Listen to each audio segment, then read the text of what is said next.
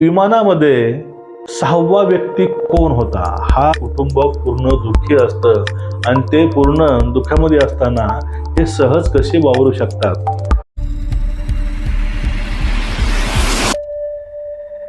सन्माननीय अजितदादा यांचा मृत्यू हा विमान अपघातामध्ये झाला. या विमान अपघाताच्या माध्यमातून जो काही काळाचा घाला ह्या महाराष्ट्रावरही घालण्यात आला किंवा झाला, त्यातून अजून महाराष्ट्र बाहेर नाही आला. पण यातून आता दादांच्या मरण्यावरती, दादांच्या अपघातावरती अनेक प्रश्न हे अनुत्तरित आहेत. त्या प्रश्नाचे काहीही उत्तर नाहीत, फक्त तर्कावर तर्क आणि शंकेवर शंका आहे. आता दादांचा अपघात हा त्यांचे चिरंजीव पार्थ पवार, सुनील तटकरे, प्रफुल्ल पटेल ह्या तिघांनी घडवून आणलाय का, असा एक खोचक प्रश्न किंवा एक शंका व्यक्त केलेली आहे अंजली दमानिया. आणि तो सहावा व्यक्ती कोण? तो सहावा व्यक्ती बारामतीमध्ये विमान क्रॅश व्हायच्या अगोदर ज्यानं अंगावरती निळी पॅन्ट किंवा शर्ट घातला होता, तो दारामध्ये येऊन उडी मारलाय. तो सहावा व्यक्ती कोण, हा सुद्धा प्रश्न अनेक माध्यमातून पुढे येतोय. आणि अजितदादा जिवंत आहेत. अजितदादा ज्या विमानात गेले ते विमान हे निळं होतं, त्या रंग निळा होता बॅक साईडला, आणि ज्याचा अपघात झालाय त्याचा लाल होता.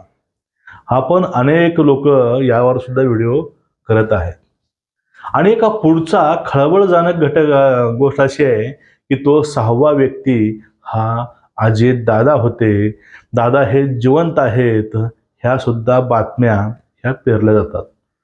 आणि ह्या सगळ्या बातम्या असण्याचं फक्त एकच कारण आहे, त्यानंतरच ह्या सगळ्या घटना, ह्या सगळ्या बातम्या होऊ लागल्या आहेत. ते घटना म्हणजे सुनेत्रा वहिनीचा शपथविधी.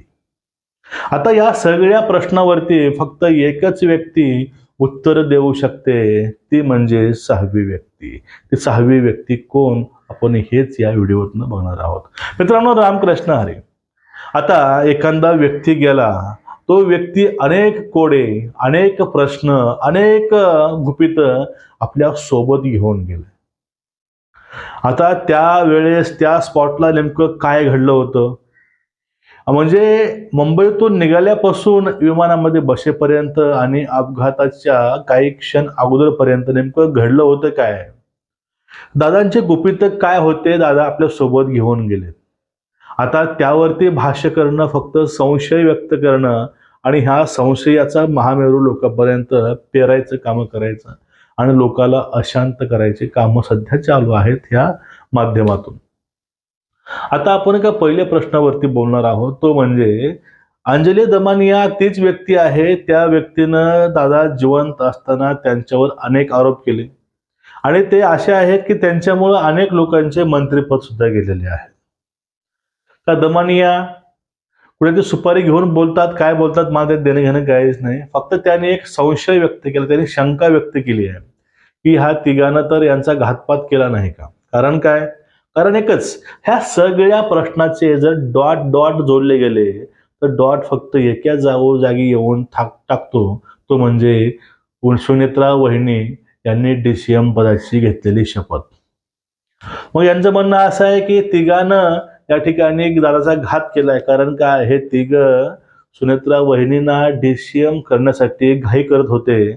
जनरली ज्या घरामध्ये असे काही घटना घडते त्यावेळेस ते कुटुंब पूर्ण दुःखी असतं आणि ते पूर्ण दुःखामध्ये असताना हे सहज कसे वावरू शकतात, हे यांचा असा प्रश्न आहे. पण ताई, मागच्या काळामध्ये इंदिरा गांधी मेलेली असताना राजीव गांधीने शपथ अशीच घेतलेली आहे. अशी अनेक उदाहरणं आहेत. आणि याचं काय जे उत्तर आहे, ते उत्तर तीच व्यक्ती घेऊ शकते, ते म्हणजे DCM सुनेत्रा वहिनी. आणि दुसरा प्रश्न ते म्हणजे राष्ट्रवादीचं विलिनीकरण होणार होतं का, किंवा बाकीचे काही अजून काही गुपित असतील, हे गुपित फक्त एकाच व्यक्तीला माहिती असणार, ते म्हणजे सुनेत्रा वहिनी. कारण नवरा प्रत्येक गोष्ट ही आपल्या बायकोशीच शेअर करतो, कारण ते ज्या जीवनात साथी असते आणि बायकोशिवाय तो कुणासोबत शेअर करत असेल असं मला वाटत नाही. म्हणजे जे काही आहे की राष्ट्रवादीचं विलिनीकरण होणार आहे की नाही, दादाची अंतिम इच्छा काय होती, ह्या सगळ्या गोष्टीचं उत्तर फक्त एकच व्यक्ती देऊ शकते, ते म्हणजे सुनेत्रा पवार.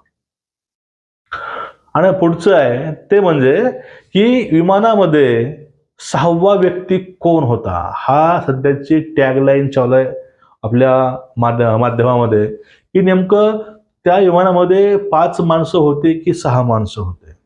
ते पहिलं सांगितलं गेलं 6 होते, पुन्हा म्हणतात तिथं बॉड्या 5 सापडल्या. त्यामध्ये एकनाथ खडसे असतील, छोटे आपल्या भुजबळांना सांगितलेलं आहे की काहीतरी गडबड आहे. असे अनेक वक्तव्य आहेत. हे वक्तव्याचे डॉट जोडले की एक संशय या अपघाताच्या बाबतीमध्ये येतो. आता संशय घ्यायचं काय घ्यायचं ह्याच्यावरती जे अपघाताच्या पूर्ण गोष्टीविषयी CID म्हणा, CBI म्हणा, जे काही SIT नेमली गेलेली आहे, हे सगळी काही यावरती तपास यंत्रणा तपास करून जे काही अहवाल समोर येणार आहेतच, कारण सोबत तो ब्लॅक बॉक्स पण सापडलेला आहे. एक अंतरिम अहवाल जो येईल त्यावरती ह्या गोष्टी निष्पन्न होतील. पण त्यापूर्वी अनेक असे बघा, त्या एक गावातील सरपंचानं त्या 6व्या माणसाला उडी मारताना बघितलं. त्याने काहीतरी निळं काहीतरी घातलं होतं अंगावरती. तो दारात उभा होता. तो 2 ते 3 सेकंद त्या ठिकाणी त्याने ते दृश्य पाहिलं आणि त्या दृश्याकडे बोट दाखवून अमोल मिटकरी म्हणतात की 6वा व्यक्ती कोण होता. विमानामध्ये 6 व्यक्ती होते, एकानं उडी मारले तर 5 बॉड्या सापडल्यात, एक बॉडी सापडली नाही. मग तो 6वा व्यक्ती कोण, तो 6व्या व्यक्तीनं उडी मारले तो तपास घ्या. आता मुळातच विमानाची लँडिंग झाल्यापासून त्या अपघातापर्यंत त्या विमानामध्ये फक्त 5च माणसं होते.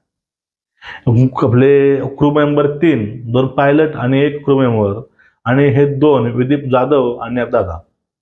ह्या 5 व्यक्तीशिवाय दुसरं कोणीच विमानामध्ये नव्हतं.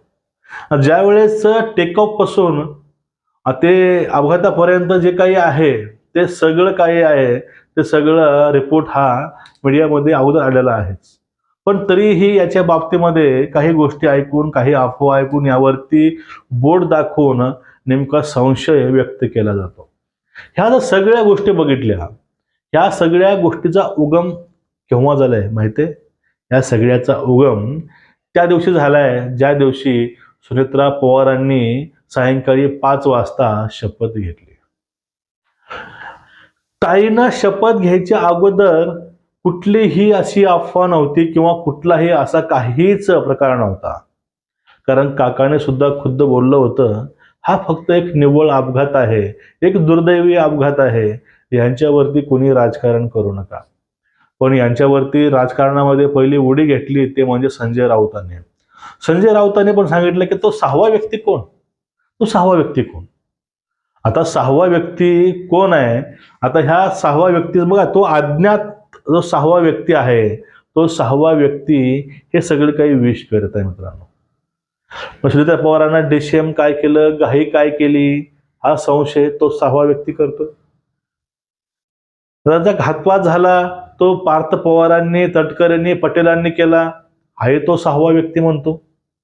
मिटकरी जे म्हणतात, खडसे जे म्हणतात, जे काही विरोधक म्हणतात, जे काही लोक म्हणतात की याचा अपघात आहे, हे सगळं जे काही घडवणार आहे तो 6वा व्यक्ती आहे.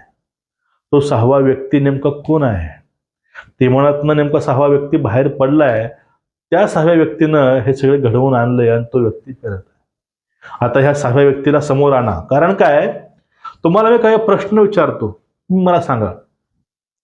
दादाने सोबत कुठली फाईल घेतली होती, त्याने सोबत कुठली फाईल घेऊन गेले होते, हे दादाशिवाय कुणाला माहिती असणार आहे का? नाही. मग ज्या व्यक्तीला ती फाईल कोणती आहे, ती फाईल कशा बाबतीमध्ये आहे, जे माहिती आहे तो म्हणजे 6वा व्यक्ती. कारण त्या विमानामध्ये असणाऱ्याला माहिती असणार आहे नेमक्या मध्ये फायली होत्या किती, फायली कोणत्या होत्या. त्यामध्ये जर ते 5 मेंबर जर जिवंत नाहीत, मग जो 6वा मेंबर होता त्याला हे नक्कीच माहिती आहे की ते फाईल कुठली होती, फाईल काय घेऊन गेली होती, त्याचा पुढला प्लॅन काय होता, विलिनीकरण होतं की नाही, हे सगळं त्या 6व्या व्यक्तीला माहित आहे. आणि या 6व्या व्यक्तीची जी काही भूमिका आहे सध्या संजय राऊत घेत आहेत. ते सांगतात की 10 वर्षे हे फाईल होती, ते फाईल होती. आता माझा पण बरं का, मी पण एक शंका घेतलेली आहे. याचा कुठल्याही गोष्टीशी संबंध काहीच नाही. जे दिसतंय, जे आपण बघतोय ते फक्त मांडायचा प्रयत्न करत आहे त्या 6व्या व्यक्तीविषयी. पण ज्यावेळेस ह्या सगळ्या प्रश्नाचे उत्तर फक्त एकच व्यक्ती देऊ शकते, ते म्हणजे सुनेत्रा पवार. आपले माननीय दादांच्या पत्नी, माननीय सध्याच्या उपमुख्यमंत्री, महिला उपमुख्यमंत्री सुद्धा पवार ज्यावेळेस समोर येतील तरी सांगतील हा सगळा घटनाक्रम, त्यांनी घाईघाईमध्ये शपथ का घेतली, त्यांच्यावरती नेमकं बर्डन काय होते का, दबाव काय होता का, किंवा दबाव कोण टाकला गेलाय का, ह्या सगळ्यांची उत्तरं ज्यावेळेस समोर येतील त्यावेळेस कळेल की नेमकं ह्या सगळ्याच्या मागे नेमकं काय चाललं होतं. पण तुमचं एकूण या विषयावरती मत काय, खाली कमेंट करायला विसरू नका की नेमकं पार्थ पवार, त्यानंतर पटेल आणि तटकरे यांनी दादाला संपवलं का, हा जो काय दमनियाचा प्रश्न आहे त्यावर तुमचं मत काय, तो 6वा व्यक्ती कोण त्यावर तुमचं मत काय, एकूणच ह्या सगळ्या प्रकरणावरती तुमचं मत काय आहे ते नक्कीच व्यक्त व्हायला मित्रांनो विसरू नका. व्हिडिओ शेअर करा आणि चॅनलला सबस्क्राईब करा. उद्या भेटू परत. तुम्हाला सर्वांना हा रामकृष्ण हरी.